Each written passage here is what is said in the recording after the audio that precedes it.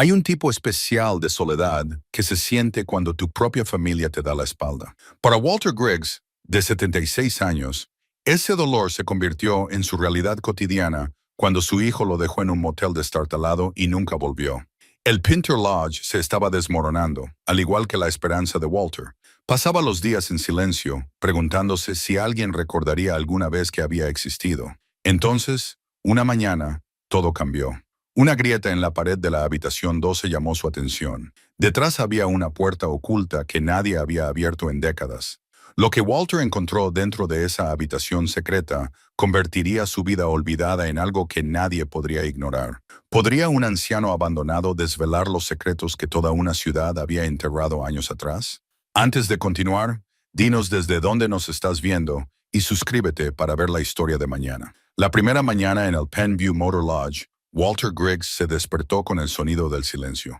No era el silencio tranquilo de una apacible mañana de domingo, sino el silencio pesado y opresivo del abandono. Se tumbó en el colchón hundido de la habitación 7, mirando las manchas de agua del techo que parecían continentes en un mapa olvidado, y trató de convencerse de que era algo temporal. Kenny había dicho 2 semanas, quizá 3 como mucho.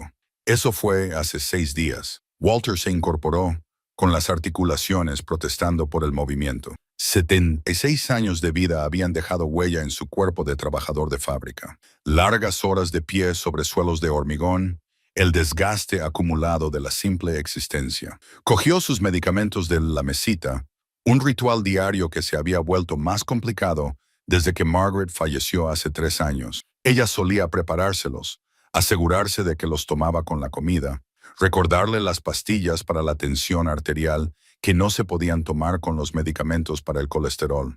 Ahora se las arreglaba solo. La habitación olía a moho y a humo de cigarrillo viejo, aunque el cartel de prohibido fumar de la puerta probablemente llevaba allí desde los años 80. Walter se acercó a la ventana y corrió las cortinas, que se desmoronaron ligeramente al tocarlas. Fuera, la autopista 47 se extendía vacía en ambas direcciones. Una carretera de 2 carriles que solía ser importante cuando la gente atravesaba las ciudades en lugar de rodearlas por las interestatales. Al otro lado de la autopista estaba la gasolinera de Phyllis Crane, el único otro negocio que seguía funcionando a la vista. Todo lo demás, la cafetería, la tienda de suministros agrícolas, la pequeña tienda de comestibles, había cerrado hacía años, dejando atrás carteles descoloridos por el sol y ventanas rotas. Walter se vistió despacio, con cuidado. Pantalones azul marino, una camisa abotonada que Margaret le había comprado para sus 75 cumpleaños. Siempre se había enorgullecido de su aspecto, incluso cuando trabajaba en la fábrica. Un hombre debe ir bien arreglado, solía decir su padre. Demuestra respeto por ti mismo y por los demás. Cogió su teléfono, un sencillo modelo plegable que Kenny le había comprado hacía 2 años, y volvió a marcar el número de su hijo. Saltó directamente el buzón de voz. La grabación genérica. Ya ni siquiera era la voz de Kenny. Kenny, soy tu padre otra vez. Te agradecería que me llamaras. Necesito saber cuál es el plan. Mantuvo la voz firme, profesional. No quería parecer desesperado, aunque eso era precisamente en lo que se estaba convirtiendo. Walter había sido capataz en Bridgemont Manufacturing durante 33 años. Entendía los sistemas, los procedimientos, la importancia de cumplir los compromisos. Decía, si haces algo, lo has hecho. Así era como lo habían educado. Así era como había educado a Kenny, o al menos lo había intentado. En fin, la discusión había comenzado por la casa. La casa de Walter, la casa de 3 dormitorios que él y Margaret habían comprado en 1972, donde habían criado a Kenny, donde Margaret había fallecido en el dormitorio que habían compartido durante 47 años. Después del funeral, tras un intervalo de duelo adecuado, Kenny había sugerido venderla. Es demasiado grande para ti, papá. Demasiados recuerdos. Y, sinceramente, ahora mismo el mercado está bien. Podrías conseguir un bonito apartamento, algo más fácil de mantener. Walter se había negado. Esa casa era Margaret. Su jardín, su cocina, su sillón de lectura junto a la ventana. Venderla era como borrarla. Pero entonces llegaron los impuestos sobre la propiedad y había que arreglar el tejado, y la caldera se estropeó en enero. La seguridad social de Walter cubría lo básico, pero no las reparaciones importantes. Sus ahorros, que nunca fueron cuantiosos, se habían agotado con las últimas facturas médicas de Margaret, las que no cubría el seguro. Los tratamientos experimentales que probaron en su desesperación. Kenny se había ofrecido a ayudar. Déjame encargarme de ello, papá. Tengo algunas oportunidades de negocio. Las cosas están cambiando para mí. Lo que Kenny tenía eran deudas de juego y una necesidad desesperada de dinero. Walter no lo sabía entonces. Había firmado los papeles que Kenny le había traído, confiando en que su hijo se encargaría de vender la casa y de encontrarle un buen lugar mientras se solucionaba todo. En cambio, Kenny lo había traído aquí. Es solo temporal, papá. 2 o 3 semanas como mucho. Tengo una pista sobre una residencia asistida estupenda, pero hay lista de espera. Esto nos dará tiempo para organizarlo todo. El Penn Motor Lodge llevaba al menos una década sin funcionar. Quizá más. Las malas hierbas crecían entre las grietas del aparcamiento. El letrero de neón con las palabras vacancy, habitaciones libres, y letras rojas colgaba oscuro y roto. La pintura se desprendía de todas las superficies, pero la habitación tenía una cama, un baño que funcionaba más o menos, y Kenny le había dejado $200 en efectivo para comida y lo que necesitara. Volveré el viernes. El viernes había llegado y pasado. Walter se dirigió a la oficina del motel, aunque llamar la oficina era generoso. El mostrador estaba cubierto de polvo, con viejas tarjetas de registro todavía en sus ranuras detrás del mostrador. En la pared colgaba un calendario de 1998. Todo el edificio parecía congelado en el tiempo, como si quien lo dirigía simplemente se hubiera marchado un día y nunca hubiera vuelto. Había explorado la propiedad durante la primera semana, más por aburrimiento que por curiosidad. Había 12 habitaciones en total, dispuestas en forma de L, todas vacías, todas deterioradas en diferentes grados. Algunas tenían las ventanas rotas, otras estaban inexplicablemente impecables, como si los huéspedes se hubieran marchado ayer y el servicio de limpieza aún no hubiera llegado. La habitación 12 era la más extraña. Todo estaba intacto. La cama hecha, las toallas dobladas, un televisor de los años 70 sobre la cómoda. Pero había algo que no encajaba. Walter no sabía decir exactamente qué. Solo una sensación, de esas que tienes cuando sabes que no estás solo, aunque no veas a nadie. Para la segunda semana, Walter había establecido una rutina. Se levantaba a las 6, tomaba sus medicamentos, cruzaba la autopista hasta la gasolinera de Phyllis para tomar café y cualquier comida que ella tuviera, normalmente del día anterior. Sándwiches del distribuidor, patatas fritas, fruta que ya no estaba en su mejor momento, pero que aún se podía comer. Phyllis tenía unos 70 años, era delgada como un palo y tenía el pelo blanco, que llevaba cortado de forma práctica. Llevaba la gasolinera desde que nadie recordaba. O eso le dijo a Walter durante su primera conversación. «Tú eres el tipo que se aloja en el Penteu», le dijo. No era una pregunta. En un pueblo tan pequeño, todo el mundo sabía los asuntos de todos. «Temporalmente», había respondido Walter, aferrándose a esa palabra como a un salvavidas. Phyllis lo había mirado fijamente. Había algo triste y comprensivo en sus ojos. «Ese lugar lleva vacío desde antes de lo que puedas imaginar. ¿Cómo has acabado allí?» «Mi hijo lo organizó, mientras resolvemos algunas cosas». Ella asintió lentamente y le cobró el café y el sándwich sin hacer ningún comentario. Pero después de ese primer día, empezó a tener mejor comida en stock. Pan fresco, café de verdad en lugar de solo el de paquete. Fruta que no tenía magulladuras. «De todos modos, recibo más entregas», dijo ella cuando Walter lo comentó. Más vale pedir cosas decentes, pero ambos sabían que lo hacía por él. Para la tercera semana, la ira de Walter hacia Kenny había comenzado a transformarse en algo peor.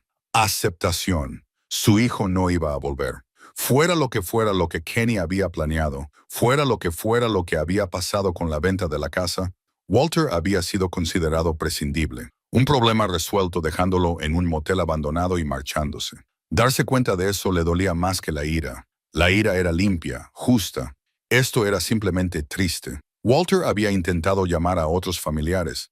A un primo en Ohio que no le había devuelto la llamada. Un viejo amigo de la fábrica que se había mudado a Florida. Nadie parecía saber qué decirle a un hombre de 76 años que había sido abandonado por su único hijo. Sus ahorros se habían reducido a $800.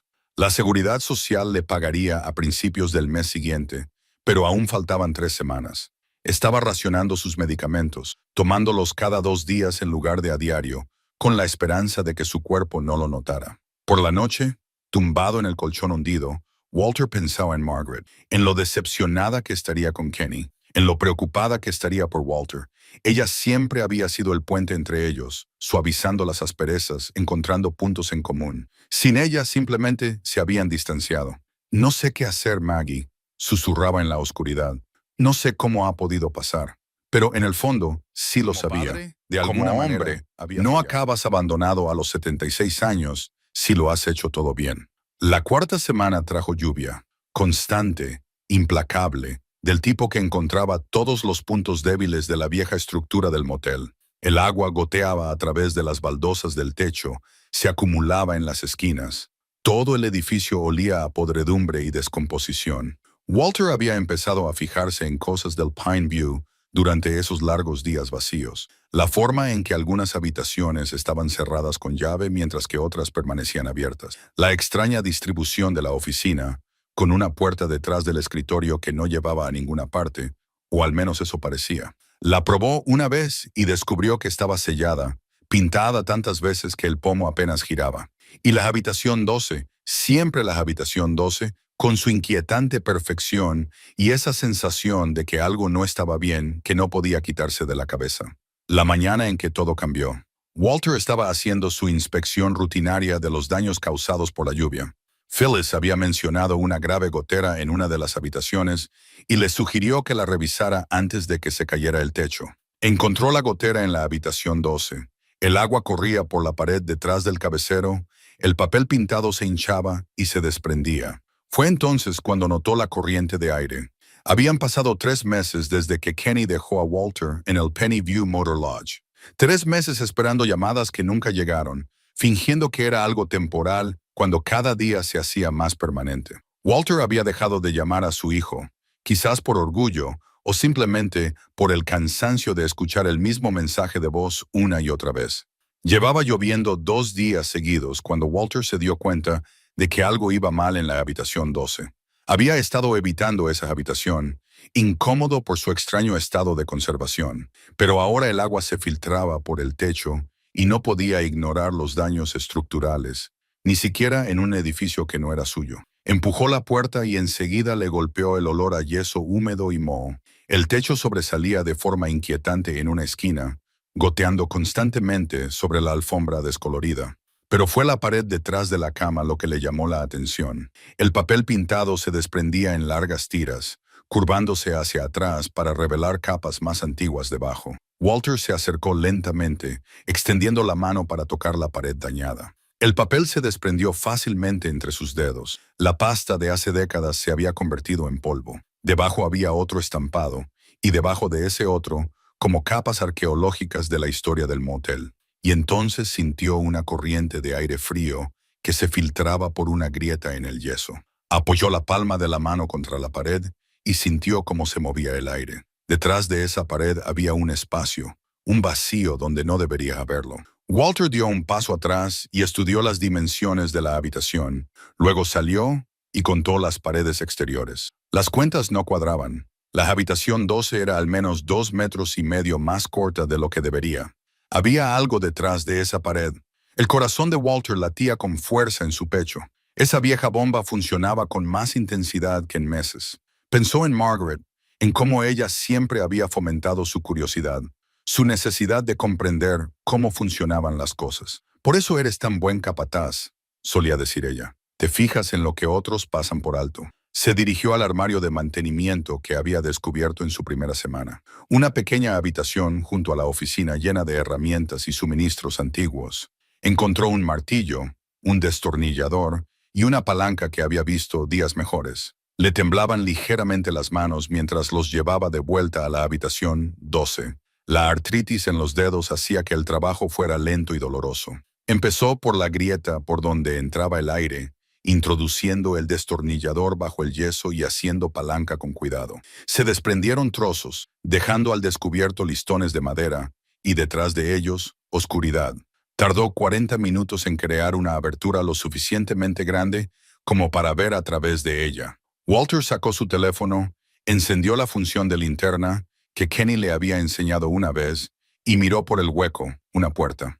Estaba mirando la parte trasera de una puerta pintada del mismo color beige institucional que las paredes de la habitación. El marco había sido sellado con yeso y papel pintado, oculto tan completamente que nunca se habría sabido que estaba allí a menos que se buscara. La respiración de Walter se aceleró. Alguien había ocultado deliberadamente esta puerta. La pregunta era ¿por qué?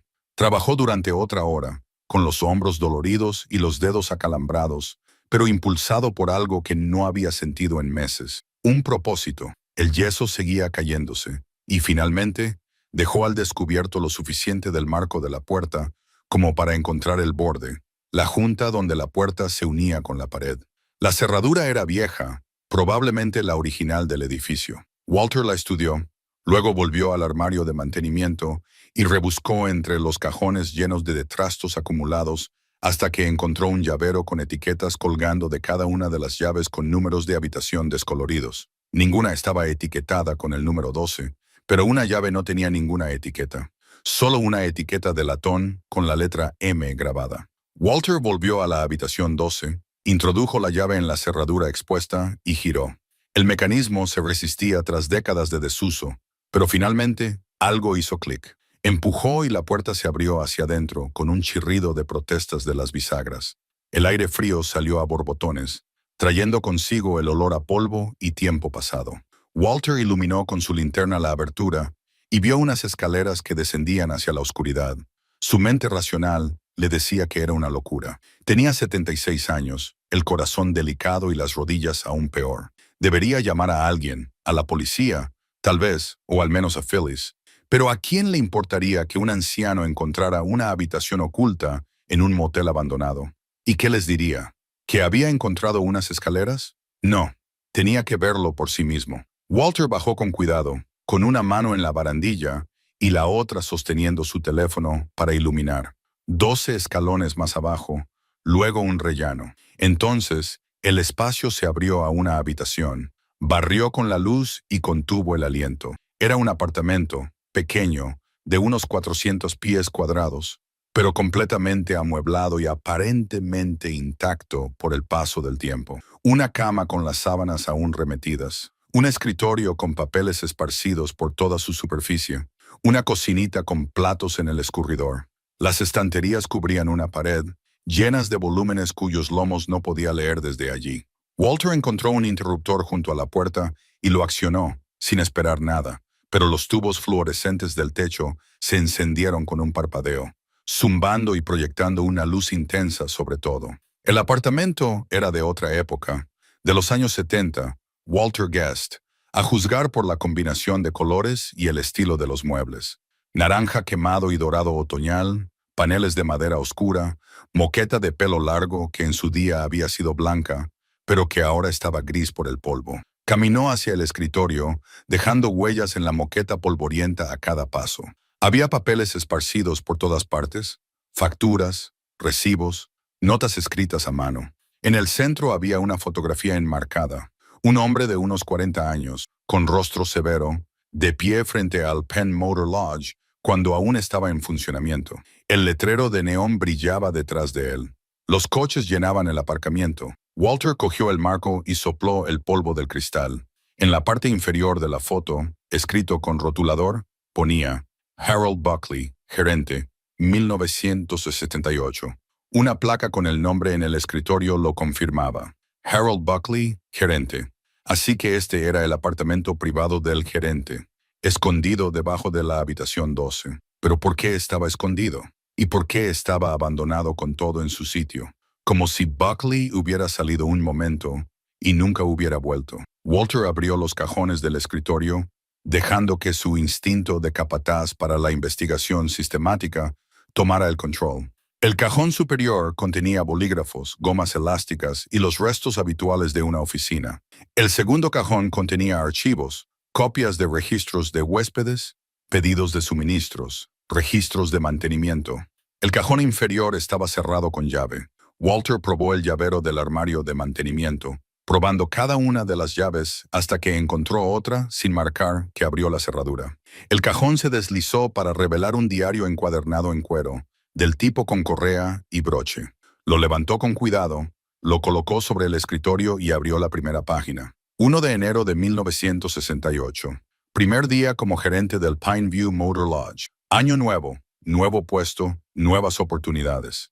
Este diario registrará las operaciones diarias y mis observaciones. Harold Buckley. Walter pasó las páginas echando un vistazo a las entradas. Las primeras eran recuentos mundanos de huéspedes, problemas de mantenimiento, observaciones meteorológicas. Pero a medida que avanzaba en los meses, el tono comenzó a cambiar. 15 de marzo de 1968. Hoy una petición extraña. El huésped de la habitación 7 no quería que se registrara su estancia. Pagó en efectivo. No quiso firmar el registro. Dijo que era un asunto privado. Le complací, aunque me pareció mal. 3 de junio de 1968. Otro huésped privado. Esto se está convirtiendo en una pauta. Siempre pagan bien. Siempre piden lo mismo. Sin registros, sin preguntas. Empiezo a preguntarme en qué me he metido. 22 de septiembre de 1968. Hoy mi panorámica podría ser útil para ciertas situaciones que requieren discreción y que habría una compensación. Debería haber dicho que no. Las manos de Walter temblaban mientras pasaba más páginas. Las entradas se volvían más oscuras, más crípticas. Referencias a acuerdos, huéspedes especiales y pagos que no aparecían en los libros oficiales. En una esquina de la habitación, Walter vio algo más. Una caja fuerte, pequeña y anticuada, empotrada en la pared detrás de un panel suelto. Había encontrado algo. Aún no sabía exactamente qué, pero todos sus instintos le decían que era importante. Este apartamento oculto, este diario, eran piezas de algo más grande, algo que se había ocultado deliberadamente. Walter miró a su alrededor, en ese espacio congelado en el tiempo, y sintió algo que no había experimentado en 3 meses. Una razón para seguir adelante.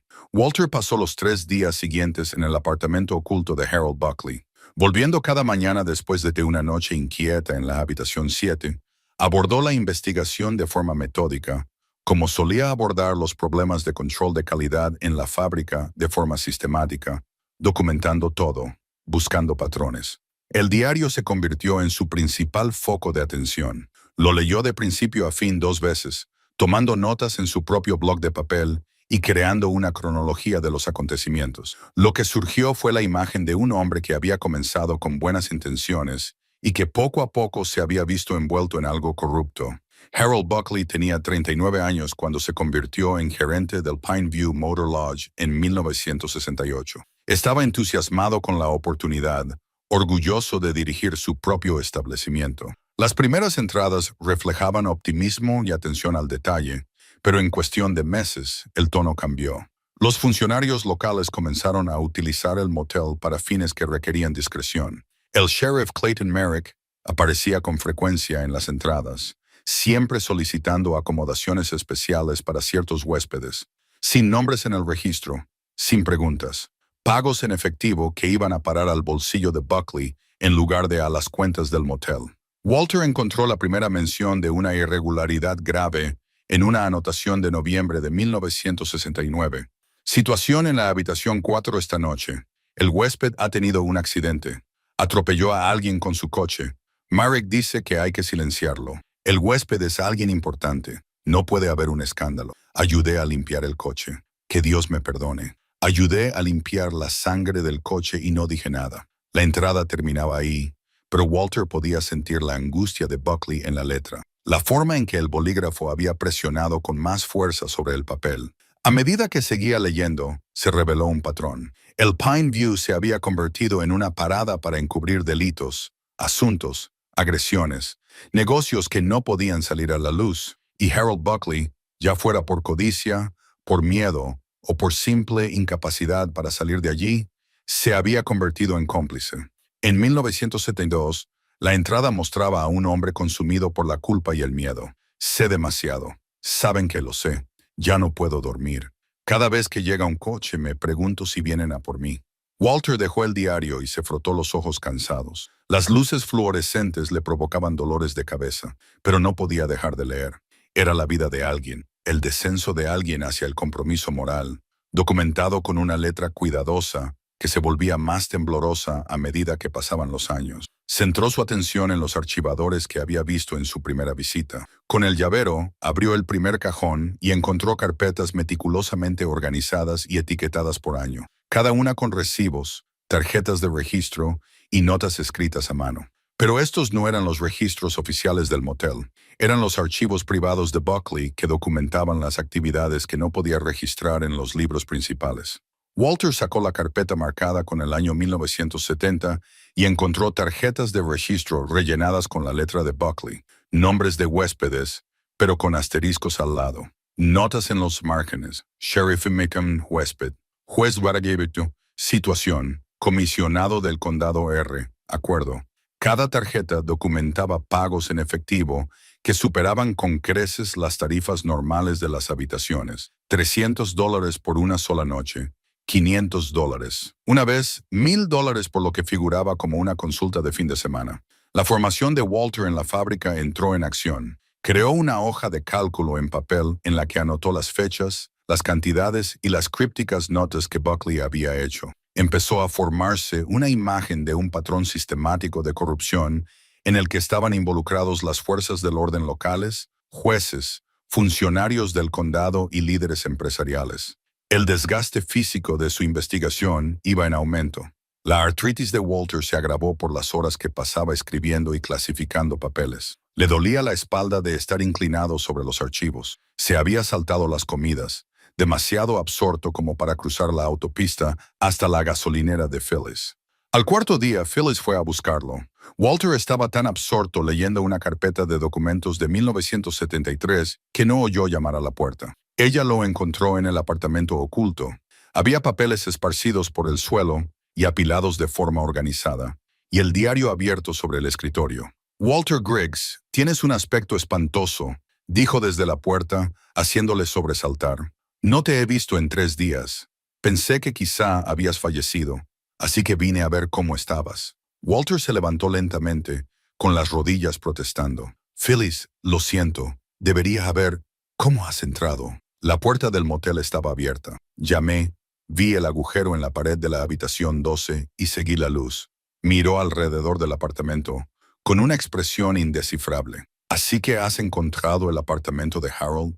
Las palabras golpearon a Walter como un jarro de agua fría. ¿Sabías esto? Phyllis entró completamente en la habitación, sus ojos recorrieron las paredes, el escritorio, y se detuvieron en la fotografía de Harold Buckley. Su rostro se suavizó con una vieja tristeza. Sabía que Harold tenía un apartamento privado en algún lugar del motel. Nunca supe exactamente dónde. Era muy cuidadoso con eso.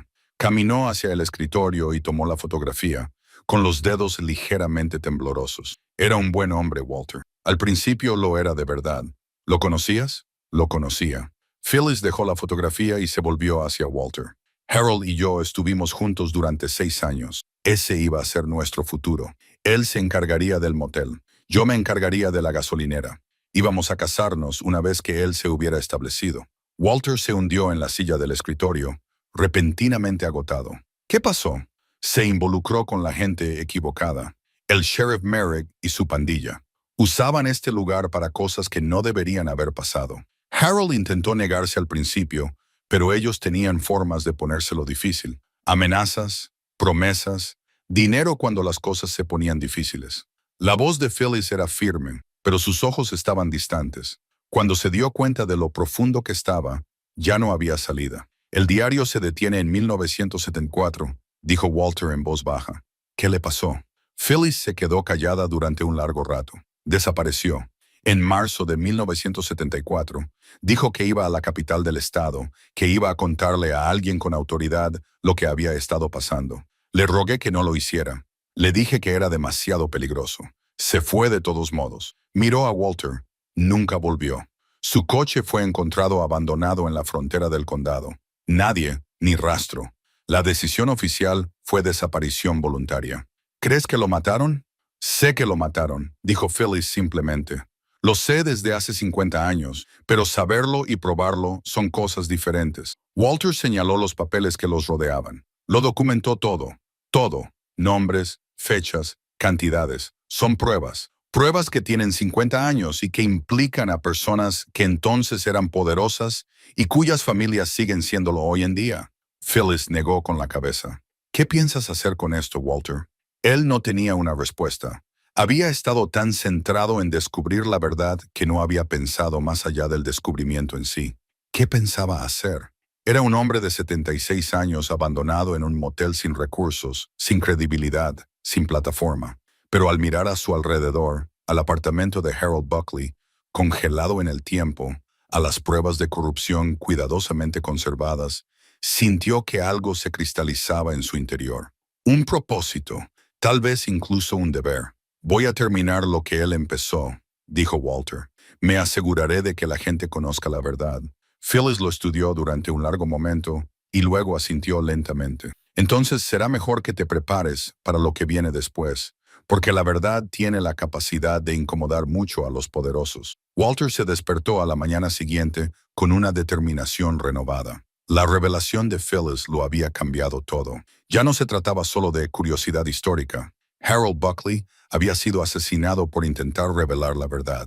Lo menos que Walter podía hacer era honrar ese sacrificio completando la tarea. Regresó al apartamento secreto con café recién hecho que Phyllis le había traído y la mente más despejada. Hoy buscaría más a fondo, buscaría lo que pudiera haberse perdido en su entusiasmo inicial. Los archivadores revelaron más secretos. En el fondo del segundo cajón, encajado detrás de unas carpetas colgantes, Walter encontró una caja metálica. Dentro había un llavero con pequeñas etiquetas numeradas adheridas a cada llave, números que correspondían a cada cajón, y encontró capas de documentación que Buckley había organizado con meticuloso cuidado, carpetas etiquetadas por año y subdivididas por tipo de incidente. El hombre había creado, en esencia, un archivo de corrupción que abarcaba una década. Una carpeta contenía fotografías, pero no del tipo que se encuentra en un álbum familiar. Eran fotos de vigilancia, granuladas y tomadas desde la distancia. Hombres estrechándose la mano en el aparcamiento de un motel, entrega de sobres. Algunas mostraban el interior de habitaciones, aparentemente tomadas desde puertas o ventanas. Walter extendió las fotografías sobre el escritorio, rostros impactantes. Algunas estaban claramente fechadas por la ropa y los peinados, a finales de los años 60, principios de los 70. No reconoció a ninguna de las personas, pero Buckley había etiquetado el reverso, Sheriff M. y Juez Whitmore, agosto de 1970, comisionado R., recibiendo un pago, enero de 1972, documentación de sobornos, claro como el agua. Otra carpeta contenía lo que parecían ser copias de documentos oficiales, informes policiales que habían sido alterados, investigaciones de accidentes que llegaban a conclusiones improbables, transferencias de propiedades que no tenían sentido. Buckley había conseguido de alguna manera los originales o copias de estos documentos y los había conservado. La carpeta más condenatoria estaba etiquetada simplemente como incidentes. En su interior, Buckley había recopilado relatos detallados de delitos que habían sido encubiertos. La huida oculta de 1969, sobre la que Walter había leído en el diario. Un caso de violencia doméstica que involucraba a un funcionario del condado y que había sido enterrado. Manipulación de pruebas en una investigación de robo. Y luego, con fecha de septiembre de 1972. Una sola página con solo unas pocas líneas. Trajeron a un hombre a la habitación 9 ya muerto. Me dijeron que ayudara a deshacerme del cuerpo. No pude negarme. Lo dejaron claro, que Dios me ayude. Ayudé a enterrar a alguien en el bosque detrás del motel. No sé su nombre. No sé qué hizo. Solo sé que ahora soy cómplice de un asesinato. A Walter le temblaba la mano mientras leía esas palabras. Esto iba más allá de la corrupción o los encubrimientos. Se trataba de un homicidio, y Buckley se había visto obligado a participar. Buscó frenéticamente en otros archivos, en busca de más información sobre el incidente de septiembre de 1972, pero no encontró nada. O bien Buckley había tenido demasiado miedo como para documentar más, o bien guardaba esa información en otro lugar.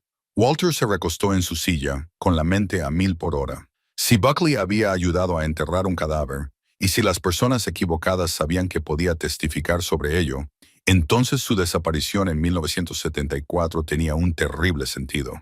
Habían eliminado a un testigo que sabía demasiado.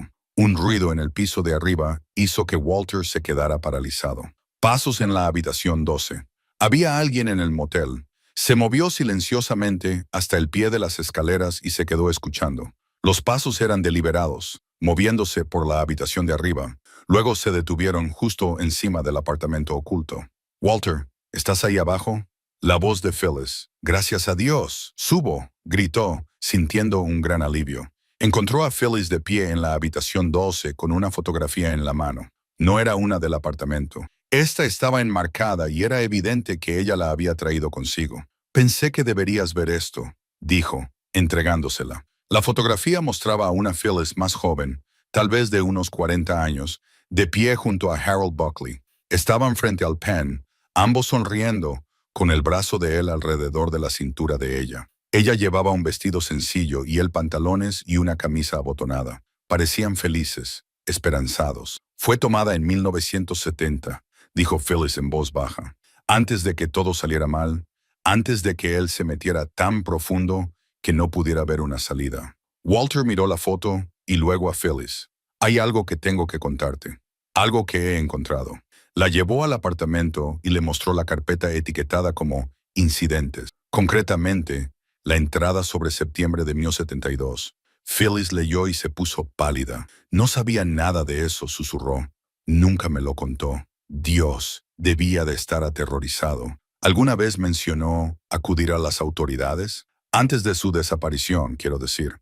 Phyllis asintió lentamente. En los últimos meses, hablaba de ello constantemente. Decía que ya no podía vivir consigo mismo. Había preparado un paquete con todas sus pruebas, toda su documentación. Iba a enviarlo por correo al fiscal general del estado. ¿Qué pasó con el paquete? No lo sé. Supuse que lo habría enviado antes de desaparecer. Quizá eso fue lo que le costó la vida. Pero si el fiscal general lo hubiera recibido, se habría abierto una investigación.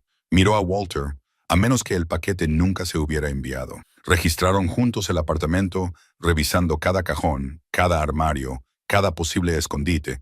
Nada. Si Buckley había preparado un paquete para las autoridades, no estaba allí. Quizá lo guardaba en otro sitio, sugirió Walter, en algún lugar seguro. O quizá lo encontraron cuando lo encontraron a él. La voz de Phyllis era monótona. Quizá por eso nunca hubo ninguna investigación. Destruyeron las pruebas junto con el hombre. Walter sacó la fotografía que había encontrado antes, la que mostraba a los hombres intercambiando sobres. En el reverso, con la letra de Buckley, ponía «Sheriff Clayton Merrick, marzo de 1973». «¿Merrick sigue vivo?», preguntó. La expresión de Phyllis se endureció. «Oh, sí, está vivo. Tiene 89 años y vive en la residencia de ancianos Meadowbrook, al otro lado de la ciudad. Jubilado con pensión completa y prestaciones.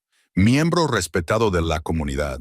La gente todavía lo llama Sheriff Merrick, como si fuera un título honorífico. Se salió con la suya. Todos lo hicieron. Los que no murieron de viejos se mudaron. Se llevaron sus secretos con ellos. Este condado tiene ahora una reputación limpia y agradable. Nadie quiere desenterrar viejos escándalos». Walter miró alrededor del apartamento, los archivos, las fotografías, las pruebas que Buckley había conservado con tanto cuidado. ¿Y si alguien las desenterraba? ¿Y si alguien se aseguraba de que se contara esta historia? Phyllis lo miró a los ojos. «¿Hablas en serio?» «No tengo nada más, Phyllis. Mi hijo me abandonó aquí. No tengo ningún propósito, ningún futuro que valga la pena mencionar, salvo esto». Señaló los documentos que los rodeaban. «Esto es importante. Harold es importante. La verdad es importante. Podría ser peligroso. Tengo 76 años y el corazón delicado. ¿Cuánto peligro puedo correr realmente?» Phyllis se quedó callada un momento. Luego metió la mano en su bolso y sacó un viejo sobre amarillento por el paso del tiempo. «Harold me dio esto la semana antes de desaparecer. Me hizo prometer que lo guardaría en un lugar seguro y que no lo abriría a menos que le pasara algo. Lo has tenido durante 50 años. Tenía demasiado miedo de abrirlo. Demasiado miedo de lo que pudiera contener, de las obligaciones que pudiera crear». Le tendió el sobre a Walter, pero quizá ha llegado el momento. Walter cogió el sobre con mano firme, a pesar de la importancia del momento. El sello seguía intacto. La dirección estaba escrita con la cuidadosa caligrafía de Buckley. Oficina del Fiscal General del Estado, Springfield. Dentro había una carta de 3 páginas en la que se detallaba todo. Nombres, fechas, delitos, encubrimientos, una confesión completa de la participación de Buckley y una acusación exhaustiva contra todos los demás. Las pruebas que Walter necesitaba. Nunca lo envió por correo, dijo Walter en voz baja. Iba a hacerlo. Me dijo que esa misma noche conduciría hasta la capital del estado para entregarlo personalmente. No confiaba en el correo. La voz de Phyllis se quebró, pero vino a verme primero para despedirse. Sabía que podría ser la última vez y me dejó esto por si acaso. Walter sostuvo la carta con cuidado. Eso era la clave de todo. El último acto de Buckley, conservado durante 5 décadas por una mujer que lo había amado lo suficiente como para guardar su secreto. Tenemos que terminar esto, dijo Walter. Por Harold, por todos los que hicieron daño. Tenemos que asegurarnos de que esta verdad salga a la luz. Phyllis asintió con lágrimas corriendo por su rostro curtido. Entonces, hagámoslo bien. Asegurémonos de que valga la pena. Walter pasó la semana siguiente organizando todo lo que Harold Buckley había dejado atrás. Trabajó en el apartamento oculto desde el amanecer hasta que sus ojos se cansaron demasiado para leer. Catalogó cuidadosamente cada pieza de evidencia, cotejando fechas y nombres, construyendo una imagen completa de la corrupción que había infectado a este pequeño pueblo durante más de una década. Phyllis lo visitaba a diario, llevándole comida y provisiones, compartiendo lo que recordaba de aquellos años. Sus recuerdos llenaban los vacíos que los documentos no podían contextualizar sobre quiénes eran estas personas, qué poder ejercían, cómo habían mantenido el control durante tanto tiempo. Al 8º día, Walter hizo un descubrimiento que lo cambió todo. Había estado registrando el armario, que inicialmente había descartado por contener solo ropa vieja y ropa de cama. Pero en el fondo, detrás de una pila de mantas, encontró una caja de cartón sellada con cinta adhesiva que se había vuelto marrón y quebradiza con el paso del tiempo. Dentro había una grabadora de cinta real, del tipo que era común en los años 60 y 70, y junto a ella, una docena de cintas en sus cajas originales, cada una etiquetada con fechas que abarcaban desde 1970 hasta 1974. El corazón de Walter se aceleró mientras examinaba el equipo. ¿Seguiría funcionando después de 50 años? Encontró una toma de corriente, lo enchufó y fue recompensado con un leve zumbido. La primera cinta con máquina seguía viva. Siguiendo las instrucciones que recordaba de su juventud, cuando ese tipo de equipos eran habituales, la cinta estaba quebradiza, frágil, pero se mantenía intacta. Walter pulsó el botón de reproducción y al principio se oyó estática, luego voces, rasposas y lejanas, pero inconfundibles. No puedes seguir haciendo esto, Clayton. Alguien va a hablar. Era la voz de Buckley. Walter la reconoció de alguna manera, aunque nunca había oído hablar a ese hombre. Quizás era solo la certeza de que tenía que ser él, grabado en su propio apartamento. Nadie va a hablar. La segunda voz era más grave y autoritaria, porque ahora todo el mundo tiene algo en juego. Tú incluido, Harold. Has cogido el dinero como todos los demás. Me refiero a la situación de Simmons. Eso fue demasiado lejos. El asunto Simmons está resuelto. El hombre iba a revelarlo todo. Las apuestas, los pagos, todo.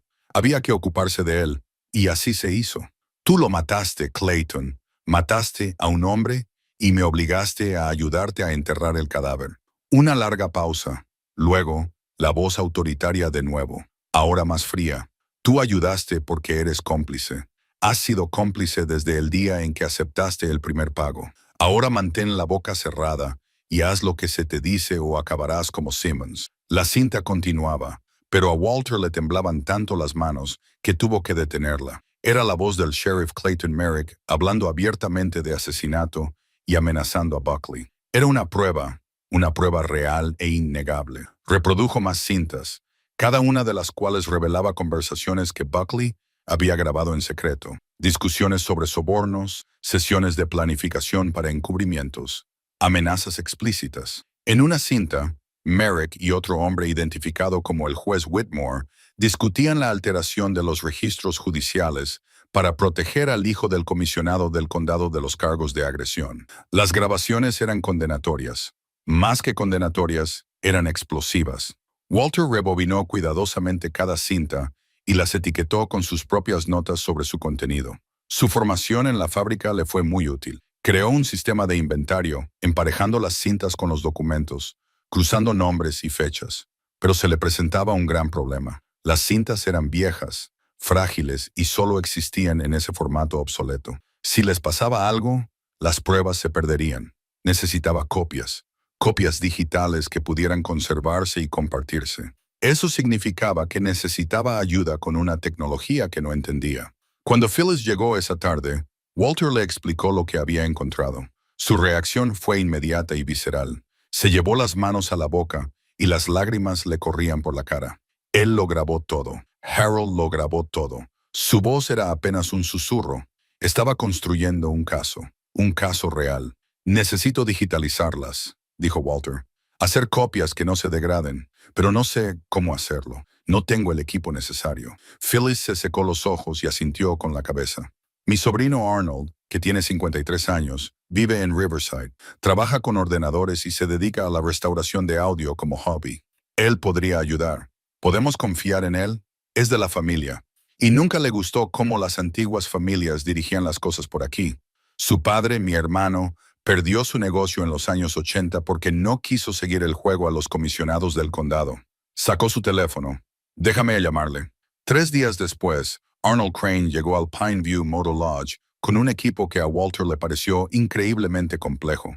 Era un hombre delgado y calvo, con ojos amables detrás de unas gafas de montura metálica. No hizo preguntas, solo escuchó mientras Phyllis le explicaba lo que habían encontrado y lo que necesitaban. «Esto es increíble», dijo Arnold, examinando las cintas con cuidado.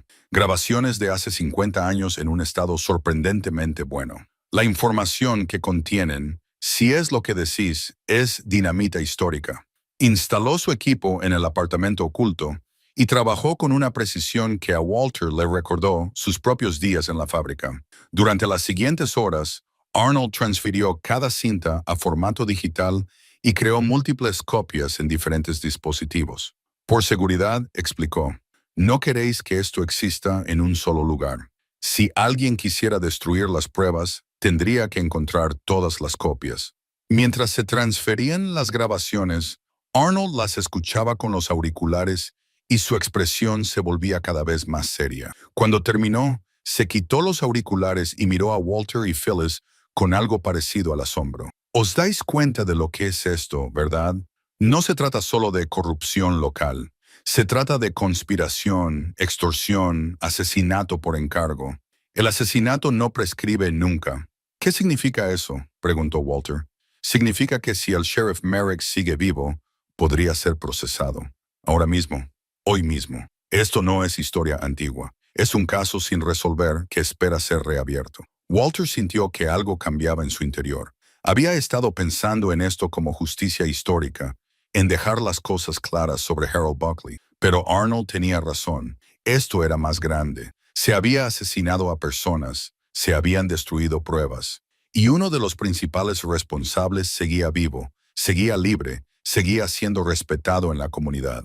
Tenemos que acudir a las autoridades, dijo Walter. Phyllis negó con la cabeza. Las autoridades locales, el departamento del sheriff que Merrick solía dirigir, el fiscal del condado cuyo padre probablemente estaba involucrado en todo esto, luego las autoridades estatales, la oficina del fiscal general, como había planeado Harold. Arnold asintió lentamente.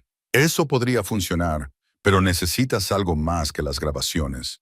Necesitas corroboración, contexto. Estas cintas son poderosas, pero un buen abogado defensor podría argumentar que son falsas o que están sacadas de contexto. Necesitas el panorama completo. Walter señaló con un gesto todo el apartamento. Tenemos documentos, fotografías, el diario de Harold, su carta. Eso está bien. Es un comienzo. Arnold sacó una computadora portátil y abrió un documento, pero esto es lo que haría que este caso fuera a prueba de balas. Corroboración contemporánea. ¿Hay otras personas aún vivas que recuerden esto? Testigos que puedan confirmar lo que describen los documentos y las cintas. Phyllis habló en voz baja. Eugene Watts era reportero del County Chronicle en aquella época. Intentó investigar parte de esto. Sus editores lo silenciaron. Sigue vivo, vive en Pine Street. Debe de tener unos 80 años ahora. Perfecto, dijo Arnold. Un periodista que intentó informar sobre esto en su momento. Eso es exactamente el tipo de corroboración que necesitamos. Walter sintió que el impulso iba en aumento. Ya no solo estaban descubriendo la verdad, estaban construyendo un caso real que podría llevar a la justicia. Hay una cosa más, dijo Phyllis en voz baja. Sacó el reloj de bolsillo que le había mostrado a Walter antes, el que tenía grabado para Harold, con amor. P. Se lo tendió. Quiero que te quedes con esto. Harold habría querido que alguien terminara lo que él empezó. Creo que ese alguien eres tú. Walter cogió el reloj y sintió su peso en la palma de la mano. Era más que un simple reloj. Era un símbolo de amor, pérdida y asuntos pendientes. Un recordatorio de que algunas deudas trascienden la muerte. Me aseguraré de que valga la pena, prometió. Me aseguraré de que el sacrificio de Harold no haya sido en vano. Eugene Watts vivía en una pequeña casa a las afueras de la ciudad, el tipo de lugar que hablaba de un hombre que había sobrevivido a la mayoría de su generación. El jardín estaba ordenado, pero era pequeño. La pintura de la casa se estaba desvaneciendo, pero aún no se había descascarillado. Una bandera colgaba del porche y un buzón desgastado llevaba el nombre Watts y letras pintadas a mano. Walter llamó a la puerta. Phyllis estaba a su lado para darle apoyo moral. Habían llamado antes y explicado que querían hablar sobre el motel Pinué y los acontecimientos de la década de 1970. Eugene había aceptado inmediatamente. El hombre que abrió la puerta era alto pero encorvado, y sus 82 años se notaban en la forma cuidadosa en que se movía. Sin embargo, sus ojos eran agudos, alertas, y observaban a sus visitantes con la mirada evaluadora de un periodista de toda la vida. Phyllis Crane, dijo, con una sonrisa en su rostro curtido. No te veía desde hacía años, y tú debes de ser Walter Griggs. Pasad, por favor. Su salón estaba lleno de estanterías, y todas las superficies disponibles estaban cubiertas de periódicos, revistas y pilas de cuadernos. El archivo acumulado de un hombre que había pasado su vida persiguiendo historias. Mencionaste el punto de vista, dijo Eugene una vez que se sentaron. Ese lugar me ha perseguido durante 50 años. Intenté escribir sobre lo que estaba pasando allí, la corrupción, los encubrimientos. Mi editor rechazó todas las historias. Dijo que no tenía pruebas suficientes y que me arriesgaba a demandas por responsabilidad civil que el periódico no podía permitirse. ¿Y si te dijera que las pruebas existen? Walter dijo. ¿Y si Harold Buckley lo documentó todo? Eugene se inclinó hacia adelante, con intensidad, sustituyendo su actitud despreocupada. Yo diría, enséñamelo. Walter había traído copias de documentos clave, no los originales, que permanecían ocultos y a salvo, sino fotografías y páginas impresas que contaban la historia. Los extendió sobre la mesa de centro de Eugene, observando el rostro del viejo periodista mientras examinaba cada uno de ellos. Dios mío, susurró Eugene. Lo guardó todo, cada una de las piezas. Miró a Phyllis. Harold hizo esto. También los grabó. Dijo Phyllis en voz baja. Conversaciones con Merrick y los demás. Discusiones explícitas sobre crímenes, encubrimientos, pagos. Eugene se recostó en su silla, con las manos ligeramente temblorosas.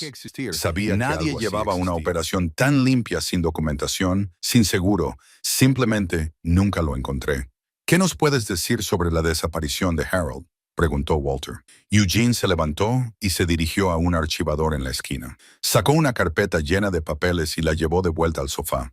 Seguí con mi propia investigación, incluso después de que mi editor me lo prohibiera. Un proyecto personal, me dije a mí mismo. Quizás algún día la verdad importaría. Abrió la carpeta y reveló recortes de periódico, notas mecanografiadas y fotografías. Harold Buckley desapareció el 14 de marzo de 1964. Su coche fue encontrado abandonado en la frontera del condado a la mañana siguiente. La investigación oficial concluyó que se trataba de una desaparición voluntaria.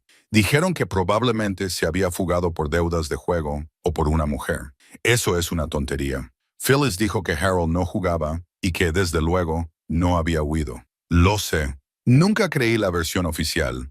Eugene sacó una fotografía en la que se veía a un Merrick más joven junto al coche abandonado. Fíjate en quién dirigió la investigación. El propio Sheriff Merrick. El hombre que probablemente ordenó el asesinato se encargó de encontrar al asesino.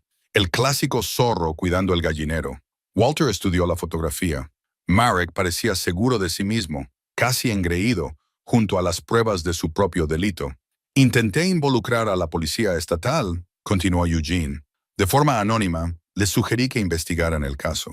Lady Klein dijo que la jurisdicción local lo estaba manejando adecuadamente. Fue entonces cuando supe lo profundo que era el asunto. ¿La policía estatal era cómplice o estaba demasiado intimidada para actuar? ¿Y el periódico?, preguntó Walter. ¿Podrías publicar ahora lo que no pudiste publicar entonces? Eugene negó lentamente con la cabeza. El County Chronicle ya no es lo que era. Nuevo propietario, menos personal. Apenas sobreviven en la era de Internet. Pero hay alguien que podría escucharme. Lorraine Webb, la actual editora. Asumió el cargo hace unos 5 años. No es de por aquí. No tiene las viejas lealtades. Le he mencionado antes la historia de Pinview. Le dije que había algo ahí. Ella dijo que si alguna vez conseguía pruebas, lo publicaría, incluso si implicaba a familias prominentes. Preguntó Phyllis. Lauren es una periodista de verdad, de la vieja escuela. Si la historia es cierta y podemos respaldarla, la publicará. Eugene miró los documentos que tenía delante, y esto lo respalda. Es todo lo que necesitamos.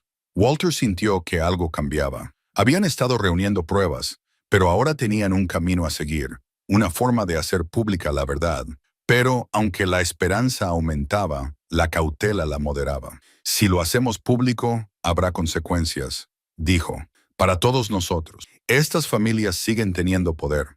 Tengo 82 años, dijo Eugene con firmeza. Llevo 50 años esperando para contar esta historia. ¿Qué pueden hacerme ahora que la edad no me haya hecho ya? Phyllis asintió. Yo no estoy muy lejos de ti. He vivido con este secreto toda mi vida adulta. Es el momento. Walter pensó en Kenny, en el abandono que lo había llevado al punto de vista, en los meses sin sentido que había pasado sintiéndose olvidado e inútil. Luego pensó en Harold Buckley, un hombre que intentó hacer lo correcto y pagó con su vida. La elección era obvia. Entonces, seguimos adelante, dijo. Contamos la historia. Y Eugene metió la mano en la carpeta y sacó más papeles. Son borradores de artículos que escribí en aquella época, los que mi editor no quiso publicar. Nombres, fechas, conexiones. Documenté todo lo que supe, aunque no pudiera publicarlo. Considéralo mi contribución a las pruebas de Harold. Le entregó los papeles a Walter. Docenas de páginas mecanografiadas, amarillentas por el paso del tiempo, que representaban décadas de periodismo frustrado. Investigaciones que nunca habían visto la luz. Investigaciones que habían sido silenciadas. Una carrera definida por la historia que no pudo contar. Hay algo más, dijo Eugene, bajando la voz. 2 semanas después de la desaparición de Harold, recibí una llamada anónima. La voz del hombre estaba disfrazada de alguna manera. Me dijo que dejara de hacer preguntas sobre el bolígrafo. Dijo que las personas que no sabían cuándo retirarse acababan como Buckley. Después de eso, me eché atrás. Me avergüenza decirlo, pero lo hice. Tenía esposa e hijos. Me convencí a mí mismo de que algunas historias no merecían la pena morir por ellas. Nadie te culpa por eso, dijo Phyllis con delicadeza. Yo me culpo a mí mismo. Me he culpado durante 50 años. Eugene miró a Walter. Por eso te estoy ayudando ahora. Esta es mi oportunidad de hacer lo correcto, de ser el periodista que debería haber sido entonces. Walter sintió el peso del momento. 3 ancianos sentados en una sala de estar, con pruebas de crímenes cometidos hace medio siglo, preparándose para desafiar a familias poderosas y reabrir heridas que la ciudad había intentado olvidar. Debería haber parecido una locura, una quimera. En cambio, parecía necesario. Tenemos que reunirnos con Lorraine Webb, dijo Walter. Mostrarle todo, ver si se compromete a publicarlo. Eugene cogió su teléfono. La llamaré ahora mismo. Lorraine respeta los plazos de entrega y a los periodistas veteranos nos dedicará tiempo. Mientras Eugene marcaba, Walter miró a Phyllis. Ella le dedicó una pequeña sonrisa triste, tocándose inconscientemente el lugar donde ahora descansaba el reloj de bolsillo de Harold en el bolsillo de Walter. Lo hacían por Harold, por la justicia, por la verdad. Pero Walter sabía que también lo hacía por sí mismo. Esta investigación le había devuelto algo que había perdido. Un propósito, dignidad, una razón para seguir adelante.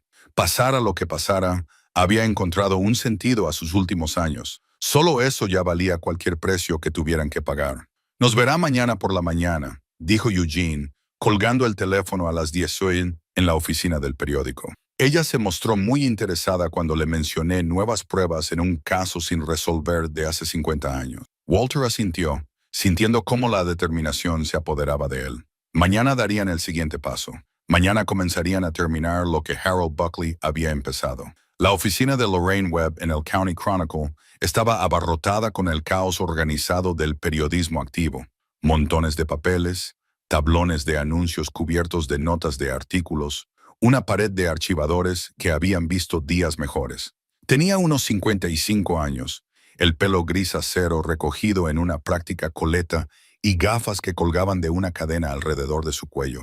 Eugene lleva años hablándome de ti, dijo, invitándoles a sentarse. Siempre decía que había una historia ahí, pero nunca tenía pruebas. ¿Qué ha cambiado? Walter comenzó a exponer las pruebas metódicamente. Las entradas del diario, las fotografías, los registros financieros. Dejó las grabaciones para el final, reproduciendo extractos seleccionados de Merrick hablando de crímenes y encubrimientos. Lorraine escuchó sin interrumpir, con una expresión cada vez más seria a medida que se revelaban los detalles. Esto es extraordinario, dijo finalmente. Es periodismo de investigación al nivel del Pulitzer, excepto que la investigación la llevó a cabo hace 50 años el gerente de un motel que pagó por ello con su vida. ¿Puedes publicarlo?, preguntó Phyllis. ¿Que si puedo? Sí. ¿Me dejarán los abogados del periódico? Esa es otra cuestión. Lorraine se recostó en la silla. Estamos hablando de acusar a familias prominentes de delitos graves, asesinato, corrupción, conspiración. Incluso con estas pruebas hay riesgos legales. ¿Y si fuéramos más allá de la simple publicación? Eugene sugirió. ¿Y si involucramos a las fuerzas del orden al mismo tiempo? Les damos las pruebas. Dejamos que abran una investigación oficial y luego publicamos junto con eso. Lorraine asintió lentamente. Eso nos daría cobertura. No estamos haciendo acusaciones. Estamos informando sobre una investigación en curso. Miró a Walter. Petro, eso significa acudir a las autoridades. ¿Estás preparado para ese nivel de escrutinio? Antes de que Walter pudiera responder, sonó el teléfono de Lauren. Echó un vistazo a la pantalla, frunció el ceño y respondió. Webb. Su expresión cambió mientras escuchaba, pasando de la curiosidad a la sorpresa. ¿Cuándo? ¿Estás seguro? Una pausa. Sí, lo investigaré. Gracias. Colgó y miró a los tres con una expresión extraña.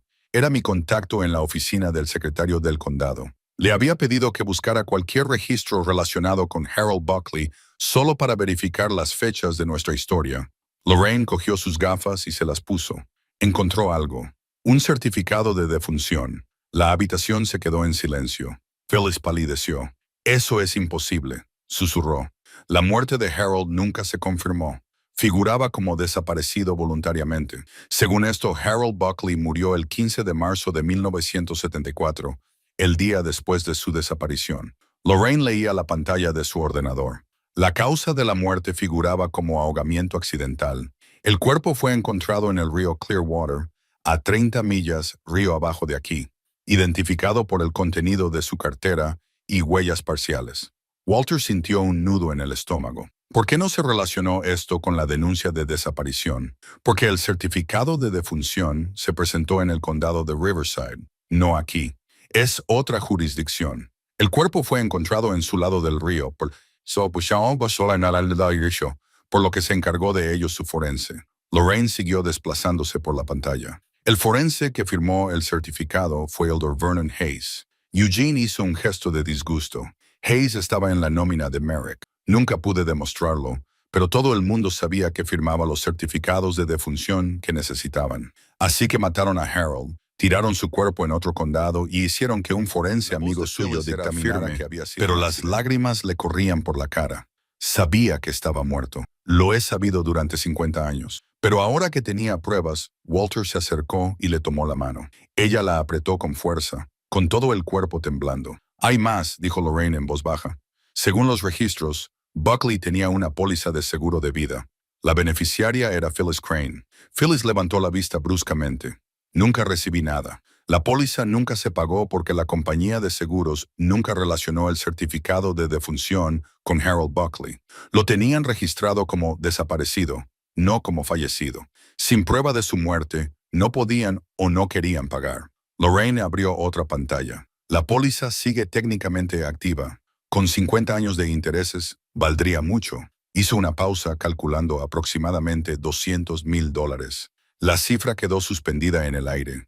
Phyllis emitió un pequeño sonido ahogado. Él contrató la póliza para mí por si le pasaba algo y yo nunca lo supe en todos estos años. Nunca lo supe. Esto lo cambia todo. Eugene dijo, esto no es solo corrupción. Es un asesinato premeditado con un encubrimiento coordinado en múltiples jurisdicciones. Esto es conspiración en territorio federal, obstrucción a la justicia. La mente de Walter iba a toda velocidad. Harold no había desaparecido sin más. Lo habían asesinado, y el asesinato había sido lo suficientemente sofisticado como para involucrar a varios condados y funcionarios corruptos. Esto hablaba de recursos de planificación organizativa. Hay algo más que debemos considerar, dijo lentamente. Si se tomaron tantas molestias para encubrir la muerte de Harold, ¿qué estaban protegiendo realmente? No puede haber sido solo la corrupción a simple vista. Eso es grave, pero no lo suficiente como para justificar un asesinato y un encubrimiento de este nivel. Lorraine asintió. Tienes razón, hay algo más grande aquí, algo que aún no hemos encontrado. Walter recordó el diario de Harold, la entrada sobre septiembre de 1972. El hombre que habían llevado a la habitación 9 ya estaba muerto. Harold se había visto obligado a ayudar a enterrarlo. Harold fue testigo de otro asesinato, dijo Walter.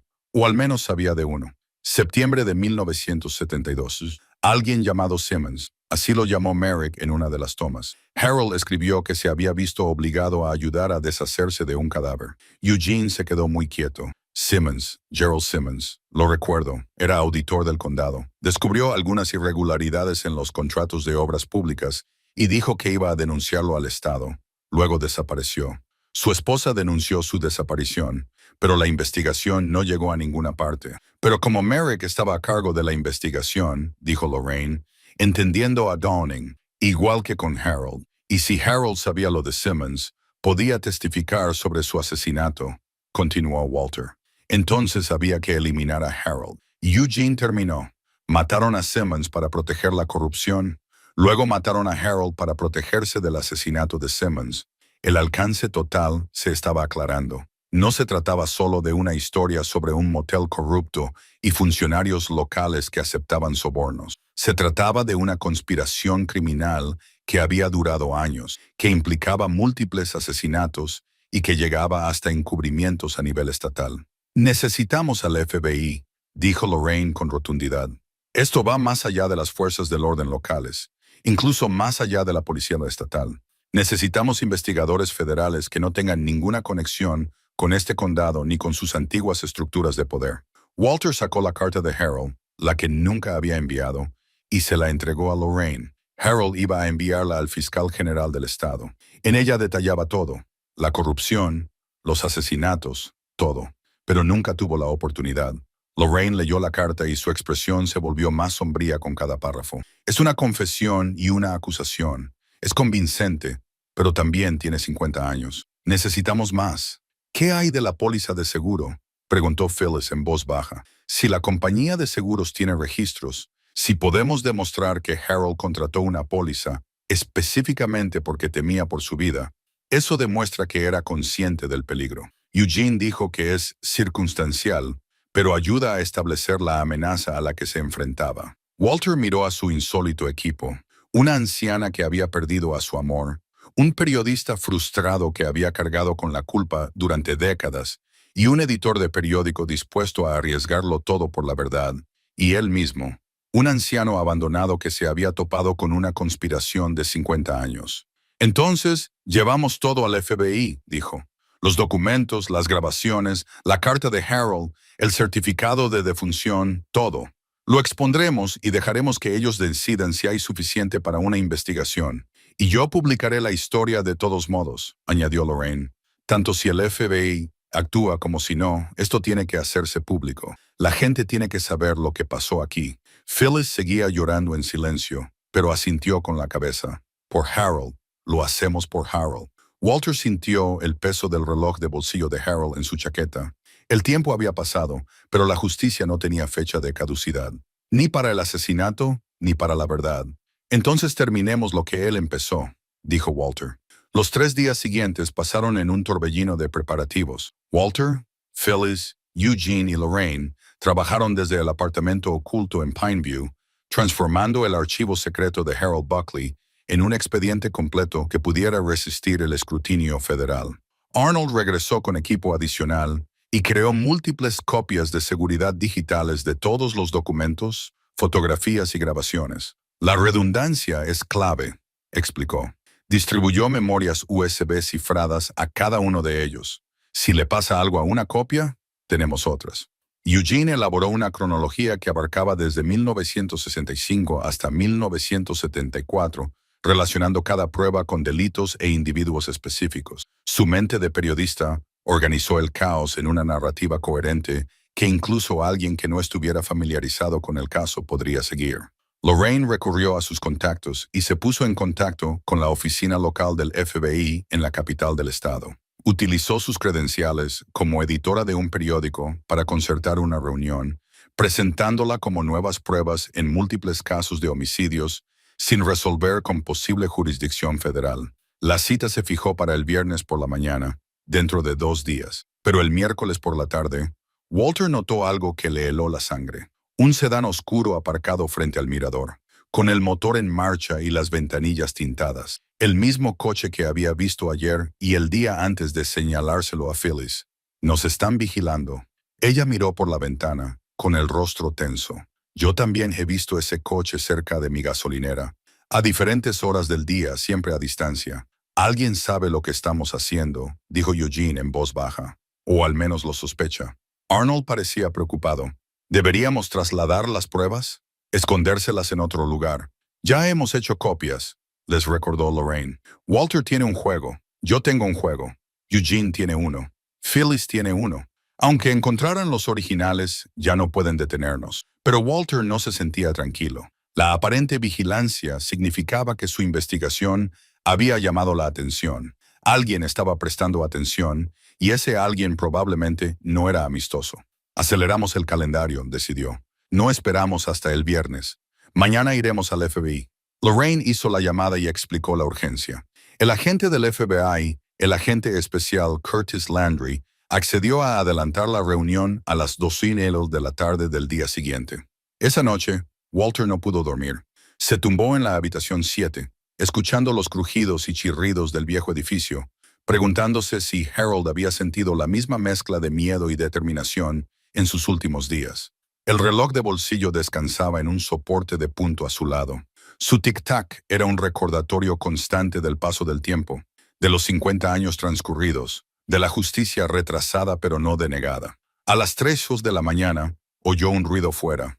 Pasos sobre la grava. Walter se acercó a la ventana, con cuidado de permanecer oculto detrás de la cortina. El sedán oscuro había vuelto, ahora más cerca, aparcado en el borde del aparcamiento. Mientras observaba, una figura emergió demasiado lejos y demasiado oscura para identificarla, y caminó lentamente alrededor del perímetro del motel. El corazón de Walter latía con fuerza. ¿Estaban buscando una forma de entrar, tratando de intimidarlo, o simplemente confirmando que todavía estaba allí?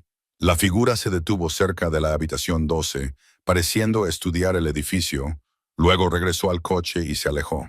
Walter no durmió el resto de la noche. La mañana llegó con una lentitud cruel. A las 8 m, Phyllis llegó con café y desayuno. Echó un vistazo al rostro de Walter y dijo, «Tú también los viste. Anoche hubo alguien aquí, revisando el lugar. La casa de Arnold también fue vigilada. Me llamó esta mañana». Su voz era firme, pero Walter podía ver el miedo en sus ojos. «No nos lo estamos imaginando. Quizá deberíamos involucrar a la policía local», sugirió Walter, aunque él mismo no lo creía. «Y decirles que estamos investigando los delitos cometidos por el antiguo sheriff y que creemos que nos están vigilando. O se reirían de nosotros o advertirían a quien quiera que nos esté vigilando». Phyllis dejó su café sobre la mesa. «Nos ceñiremos al plan. Hoy iremos al FBI y después estaremos protegidos». Eugene y Arnold llegaron al mediodía. Cargaron todo en el coche de Eugene, los originales, el equipo, las pruebas recopiladas. El plan era sencillo: conducir juntos hasta la capital del estado, reunirse con el FBI, entregar todo y dejar que las fuerzas del orden federales se encargaran a partir de ahí. Quería estar allí para presenciar la entrega, ser testigo de la historia y asegurarse de tener toda la información para su artículo. A la Milonesco salieron de Pinot View. Walter echó un último vistazo a la habitación 12, al apartamento oculto debajo de ella, al lugar que había cambiado su vida.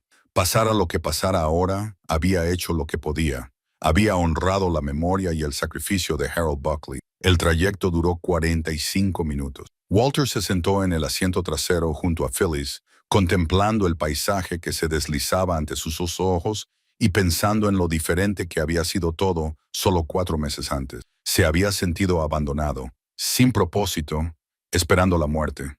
Ahora formaba parte de algo importante, algo más grande que él mismo. La oficina local del FBI era un imponente edificio de hormigón en el centro de la ciudad, con ángulos agudos y ventanas tintadas. Aparcaron en el aparcamiento para visitantes y recogieron sus materiales: 3 cajas de documentos, un ordenador portátil con las grabaciones digitales y la cronología de Eugene. El agente especial, Curtis Landry, los recibió en el vestíbulo.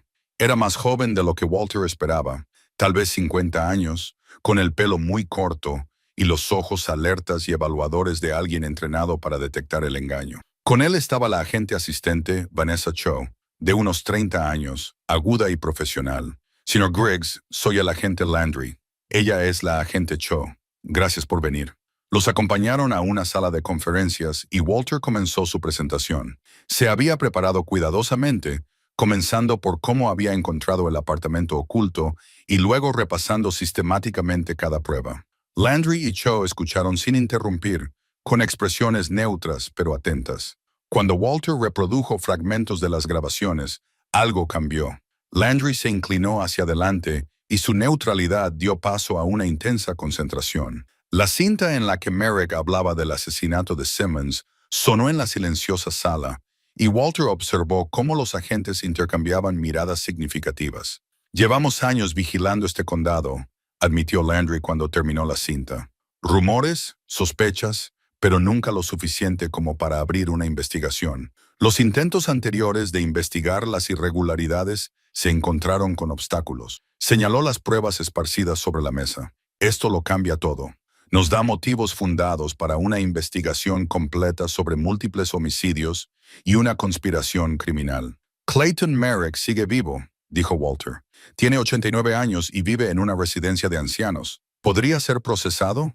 No hay plazo de prescripción para el asesinato, respondió Cho. Si las pruebas lo respaldan, sí, podría enfrentarse a cargos. Landry se levantó y le tendió la mano a Walter.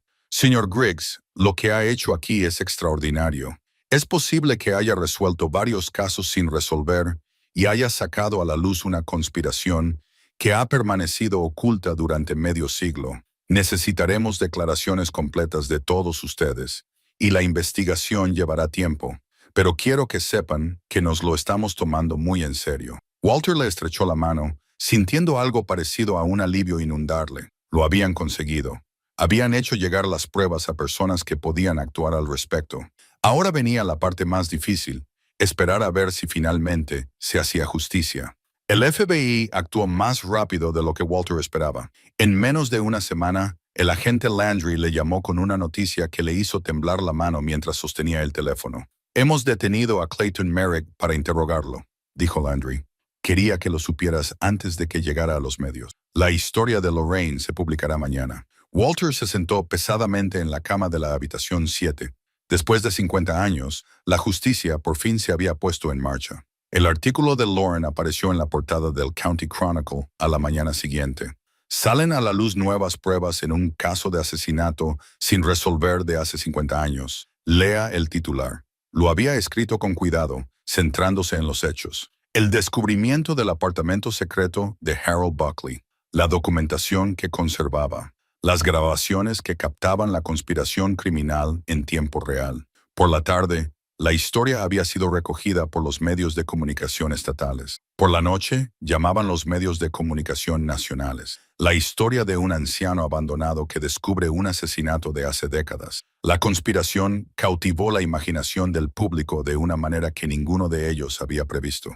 El teléfono de Walter no paraba de sonar. Periodistas solicitando entrevistas, documentalistas proponiendo proyectos, podcasters de crímenes reales que querían su historia. Ignoró a la mayoría de ellos, centrándose solo en lo que importaba, la investigación. 2 semanas después de su reunión con el FBI, el agente Landry volvió a llamar. El abogado de Marek quiere llegar a un acuerdo.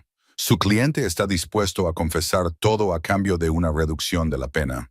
¿Lo va a admitir?, preguntó Walter, sin poder creerlo. Aún no, oficialmente, pero su abogado sabe que las pruebas en su contra son abrumadoras. Las grabaciones por sí solas son condenatorias, y hemos encontrado pruebas que las corroboran, como registros bancarios que muestran depósitos en efectivo sin explicar. Declaraciones de testigos de personas dispuestas a hablar ahora que estamos involucrados. Marek sabe que está acabado. 3 días después, Walter recibió permiso para observar el interrogatorio a través de un espejo unidireccional. Se sentó en la pequeña sala de observación con Phyllis, viendo cómo los guardias llevaban a Clayton Marek a la sala de entrevistas. El hombre tenía 89 años, pero aún se comportaba con la autoridad de alguien acostumbrado al poder. Era alto, de hombros anchos a pesar de su edad, con cabello gris acero y fríos ojos azules. Llevaba un traje caro. Su abogado lo había vestido bien. El agente Landry se sentó frente a él con una pila de carpetas sobre la mesa. Señor Marek, gracias por aceptar hablar con nosotros hoy. El abogado de Marek, un hombre elegante de unos 50 años, se inclinó hacia adelante. Mi cliente está aquí de buena fe, con la esperanza de resolver este asunto. Empecemos por Harold Buckley, dijo Landry abriendo la primera carpeta. Deslizó una fotografía por la mesa, la de Marek y Buckley en el aparcamiento de Pineview. ¿Lo conocía? Lo conocía. Dirigía el Pineview Motor Lodge. Eso no era ningún secreto. La voz de Marek era ronca, pero firme. ¿Tenía alguna relación comercial con el señor Buckley? Una pausa. Marek miró a su abogado, que asintió ligeramente. Teníamos un acuerdo. El bolígrafo era útil para ciertas situaciones que requerían discreción. ¿Qué tipo de situaciones? Las personas que tienen una vida pública a veces necesitan privacidad. Asuntos amorosos, reuniones de negocios que no podían ser de dominio público. El bolígrafo de View proporcionaba eso. Landry colocó otro documento sobre la mesa, una página del libro de contabilidad de Buckley que mostraba los pagos. Parecen sumas considerables para un simple alquiler de habitaciones. Servicios prestados, dijo Marek con cautela, incluido encubrir delitos. Landry deslizó hacia adelante la transcripción de una grabación. Esto es de una cinta que Harold Buckley grabó en agosto de 1973. Es usted, ¿verdad? El sheriff Marek, hablando del pago para alterar un informe policial. Walter vio cómo la compostura de Marek se resquebrajaba ligeramente. El hombre apretó la mandíbula y agarró los reposabrazos de su silla con las manos. Quiero recordarle, continuó Landry, que tenemos horas de grabaciones, docenas de documentos, declaraciones de testigos. Sabemos de la corrupción, los sobornos, los encubrimientos. Lo que necesito entender es qué les pasó a Harold Buckley y Gerald Simmons. La sala quedó en silencio. Marek miró fijamente la mesa, mientras su abogado le susurraba con urgencia al oído. Finalmente, Marek habló. Quiero inmunidad frente a la pena de muerte. Eso no me corresponde concederlo, dijo Landry. Pero si proporciona un testimonio veraz sobre todos los delitos, incluidos los homicidios, el fiscal lo tendrá en cuenta a la hora de decidir los cargos. Otra consulta susurrada con el abogado. Entonces Marek asintió lentamente. Harold Buckley era un lastre. A principios de 1974, amenazó con acudir a las autoridades estatales. Dijo que ya no podía vivir consigo mismo. La gente merecía saber la verdad. La voz de Marek era monótona, sin emoción. No podíamos permitir eso. Había demasiada gente implicada, demasiado dinero en juego. Así que lo mandaste matar. Yo lo organicé. 2 hombres que conocía del servicio hicieron el trabajo. Hicieron que pareciera que había abandonado la ciudad voluntariamente. Luego se encargaron de él y se deshicieron del cuerpo en el condado de Riverside. Tenía un contacto allí, un forense que firmó el certificado de defunción sin hacer preguntas. Phyllis jadeó suavemente junto a Walter. al escuchar la fría descripción clínica del asesinato de Harold. Una cosa era saberlo intelectualmente y otra escuchar al asesino describirlo sin remordimientos. Y Gerald Simmons, insistió Landry. Simmons descubrió irregularidades en los contratos del condado. Iba a denunciar un fraude que habría puesto al descubierto toda nuestra operación. Lo llevamos al pino, lo convencimos de que reconsiderara. Cuando se negó, Merrick hizo una pausa. Había que ocuparse de él. Lo mataste, no personalmente, pero yo di la orden. Lo enterramos en el bosque detrás del motel. Buckley ayudó, aunque no quería. Después de eso fue cómplice total. Pensé que eso lo mantendría callado, pero no fue así. No, su conciencia lo molestaba, lo hacía peligroso. Merrick miró directamente al espejo, como si pudiera ver a Walter observándolo. Hice lo necesario para proteger los intereses de la gente. Protegemos y servimos. Usted asesinó a 2 hombres y lo encubrió durante 50 años, dijo Landry con frialdad. Eso no es cumplir la ley. Eso es crimen organizado. El abogado de Merrick intervino. Mi cliente está cooperando plenamente. Ha proporcionado información detallada sobre delitos graves. Esperamos que eso se tenga en cuenta. Landry recogió sus papeles. Continuaremos mañana. El agente Cho tomará su declaración formal. Le aconsejo que sea completamente sincero. Verificaremos todo lo que diga.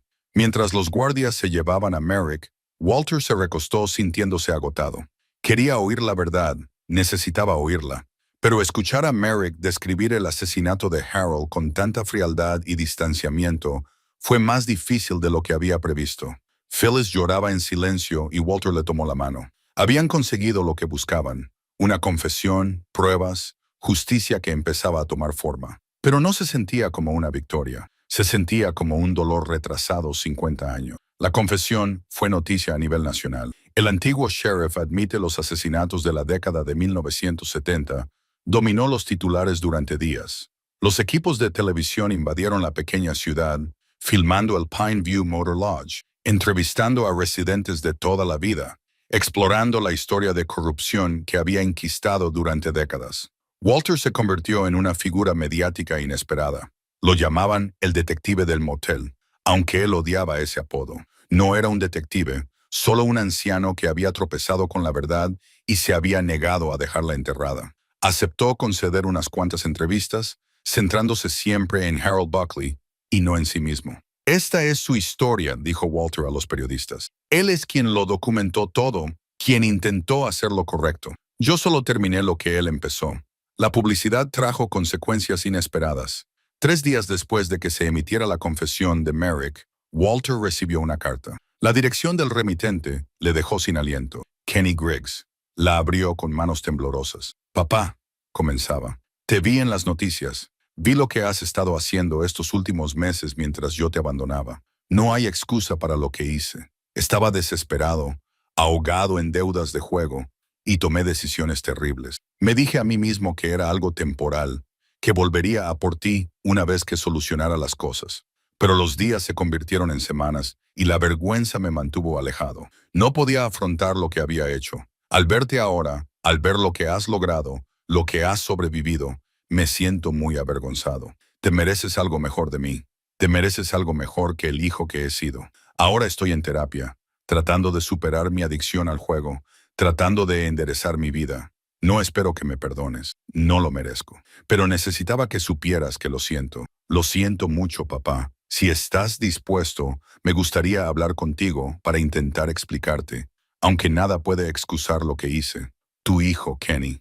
Walter leyó la carta 3 veces. Las emociones se agitaban en su interior.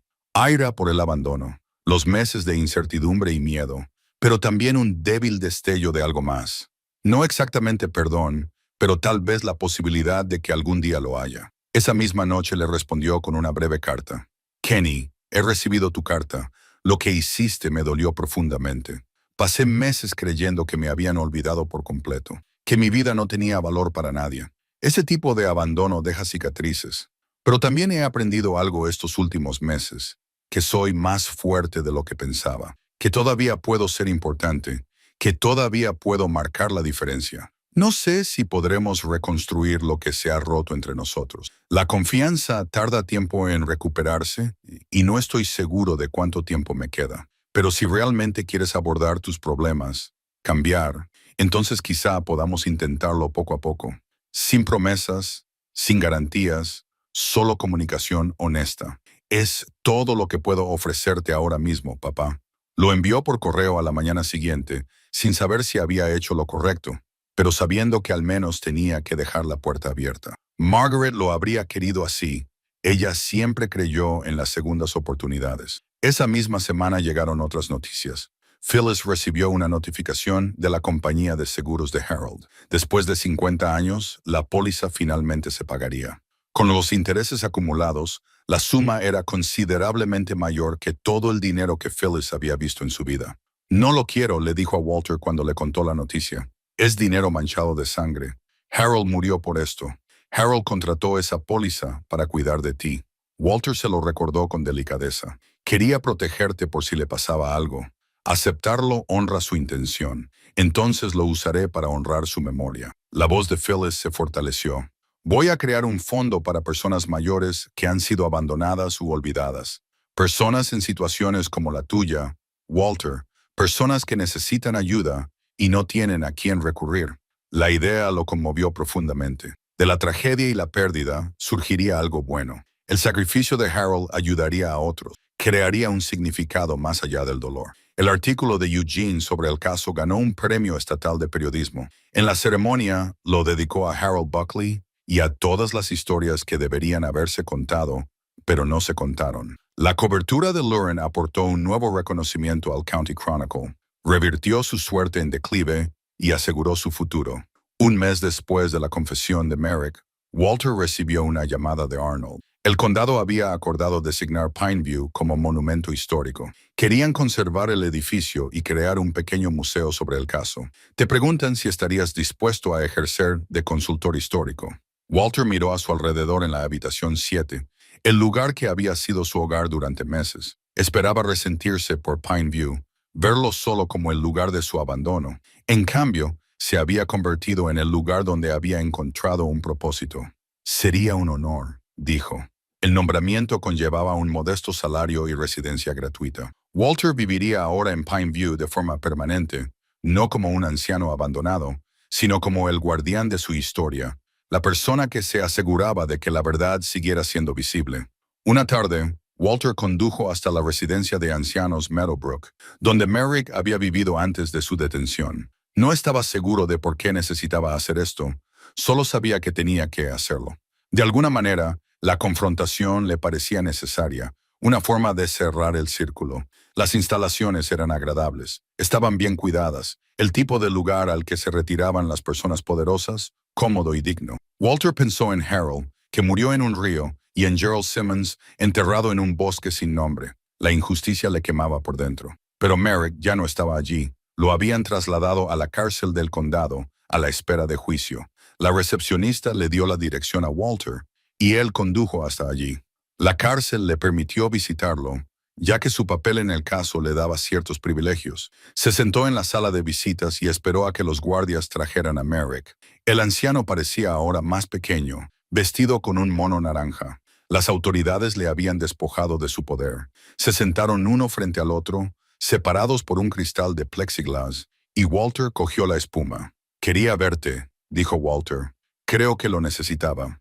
Merrick lo miró fijamente con esos fríos ojos azules. «Tú eres quien lo descubrió todo. La póliza de seguro de Buckley. Yo soy a quien se la dejó, para que alguien terminara lo que él había empezado. Enhorabuena. ¿Has destruido vidas? ¿Has reabierto viejas heridas? ¿Para qué? ¿Por justicia?»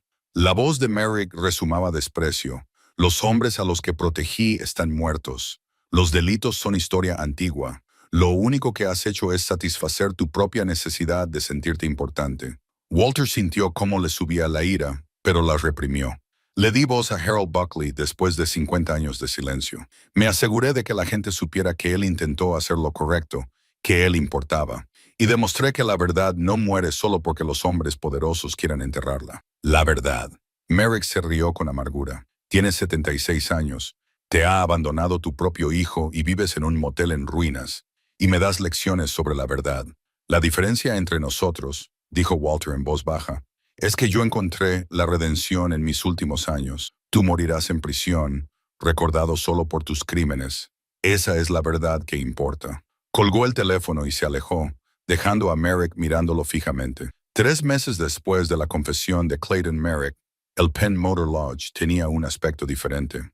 La subvención para renovaciones del condado había financiado las reparaciones esenciales, un nuevo techo, la sustitución de las ventanas y la pintura exterior. Se había restaurado el letrero de neón de habitaciones libres, aunque ahora decía museo, y brillaba suavemente en el crepúsculo. Walter estaba de pie en el aparcamiento, contemplando la puesta de sol detrás del edificio que se había convertido en su hogar. A sus 77 años, se sentía más vivo que en muchos años. Tener un propósito rejuvenecía a una persona. Descubrió que cuando uno era importante para algo más grande que uno mismo, la edad se convertía en un simple número. La habitación 12 y el apartamento oculto debajo se habían conservado exactamente como Walter los había encontrado. Los visitantes podían bajar esas mismas escaleras, ver el escritorio y el diario de Harold Buckley y comprender el valor que había tenido para documentar la verdad. Una pequeña placa junto a la entrada decía, en memoria de Harold Buckley, 1929-1974. Su valentía para buscar la verdad nos recuerda que la justicia, aunque tardía, nunca estaba prevista para esa noche. Walter había intentado que fuera algo íntimo, pero la historia había captado demasiada atención. Los equipos de televisión estaban instalando sus equipos. Los funcionarios estatales habían confirmado su asistencia. Incluso el gobernador había enviado a un representante. Phyllis llegó la primera, cruzando la autopista desde su gasolinera. Lucía elegante, con un vestido azul marino y el pelo blanco recién peinado. En sus manos llevaba la placa de bronce que se colocaría junto a la fotografía de Harold. ¿Listo para esto?, preguntó. Walter, tan listo como puedo estarlo. Todavía me resulta extraño todo este interés. Te lo has ganado. Los dos nos lo hemos ganado. Miró el edificio restaurado. Creo que a Harold le habría gustado saber que por fin se cuenta su historia. Eugene llegó a continuación, apoyándose pesadamente en un bastón, pero con una amplia sonrisa. Tiene buen aspecto, Walter. Muy buen aspecto. Lorraine llegó en su coche, seguida por un equipo de cámaras.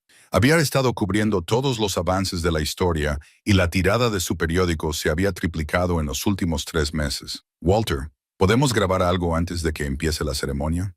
Él accedió de mala gana y se colocó delante de la habitación 12 mientras las cámaras grababan, explicando cómo descubrió la grieta en la pared que había dado lugar a todo lo demás. Seguía pareciéndome surrealista que me entrevistaran y me trataran como a alguien importante. A las 6, los invitados comenzaron a llegar. Gente del pueblo, algunos que recordaban los años 70 y otros demasiado jóvenes para haberlos vivido, funcionarios estatales con trajes caros, periodistas de toda la región. Se reunieron en el aparcamiento, llenando el espacio que había estado vacío durante tanto tiempo. El alcalde habló primero, ofreciendo una disculpa oficial por las décadas de corrupción que habían mancillado la historia del pueblo. Estaba cuidadosamente redactado, revisado legalmente, pero parecía sincero. El pueblo intentaba hacer frente a su pasado, reconocer los errores que habían sido enterrados. Luego fue el turno de Walter. Se acercó al micrófono instalado cerca de la habitación 12, sintiéndose nervioso a pesar de haber preparado sus comentarios. Pero cuando miró a la multitud, se olvidó de sus notas y habló desde el corazón. Hace 4 meses, mi hijo me abandonó en este motel. Me sentí olvidado, inútil, como si mi vida ya no le importara a nadie. Pasé semanas desesperado, preguntándome por qué debía seguir adelante. Hizo una pausa para ordenar sus pensamientos. Entonces encontré una grieta en una pared. Detrás de ella estaba el apartamento oculto de Harold Buckley. Y dentro de ese apartamento estaba la prueba de que un hombre había intentado defender la verdad, incluso cuando eso le costó todo. Harold me dio un regalo. Me dio un propósito. Me recordó que toda vida tiene valor, que nunca es demasiado tarde para marcar la diferencia, que la verdad importa, incluso cuando tarda 50 años en salir a la luz. Miró a Phyllis, que estaba de pie junto a la placa, con lágrimas corriendo por su rostro. Harold Buckley fue asesinado por su valentía. Fue silenciado y olvidado, su sacrificio borrado. Pero hoy lo recordamos. Hoy pronunciamos su nombre y honramos lo que intentó hacer. Y nos comprometemos a no volver a olvidar nunca más, a no permitir nunca que el poder entierre la verdad, a defender siempre lo que es correcto incluso cuando sea difícil. La multitud aplaudió. Phyllis se adelantó y juntos descubrieron la placa de bronce. Brillaba en la luz que se desvanecía, permanente y sólida, un testimonio que les sobreviviría a todos. Después de la ceremonia, cuando la multitud se dispersó y los equipos de cámara recogieron, sonó el teléfono de Walter. El nombre de Kenny apareció en la pantalla. Contestó. Hola, Kenny. Papá, vi la ceremonia en las noticias. Te veías bien, fuerte.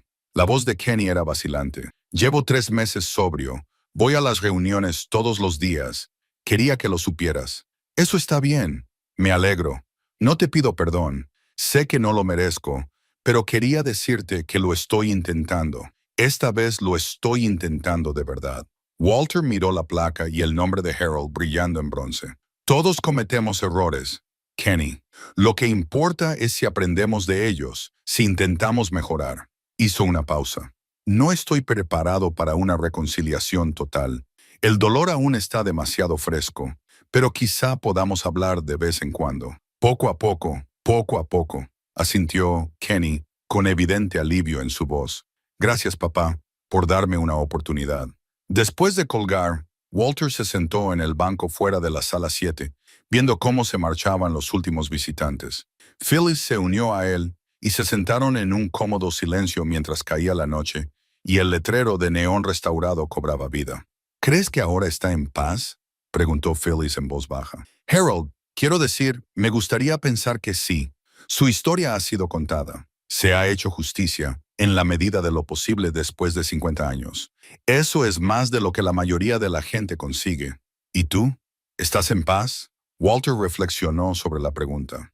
Hace 4 meses, habría dicho que su vida había terminado, que solo estaba esperando la muerte. Ahora tenía trabajo que hacer, historias que contar, un propósito que iba más allá de sí mismo. Lo estoy, dijo, sorprendido al darse cuenta de que era cierto. De verdad. Se sentaron juntos mientras la noche se instalaba sobre el Pinview Motor Lodge. 2 ancianos que habían sobrevivido a la pérdida y la traición y habían encontrado sentido en la búsqueda de la verdad. Por encima de ellos, el letrero del museo brillaba constante y luminoso, un faro que prometía que algunas historias, por mucho tiempo que permanecieran enterradas, siempre encontrarían su camino hacia la luz. Walter sacó el reloj de bolsillo de Harold de su chaleco. Miró la hora. Eran las 7:30. La inscripción en la parte posterior, para Harold con amor P., reflejaba la luz. El tiempo había pasado, pero algunas cosas perduraban. El amor, la verdad, la justicia, la determinación de la gente corriente de hacer cosas extraordinarias. Walter sonrió y guardó el reloj. Mañana daría su primera visita guiada al museo y compartiría la historia de Harold con los visitantes. Tenía trabajo que hacer, un propósito que cumplir, una vida que vivir, y eso le parecía suficiente.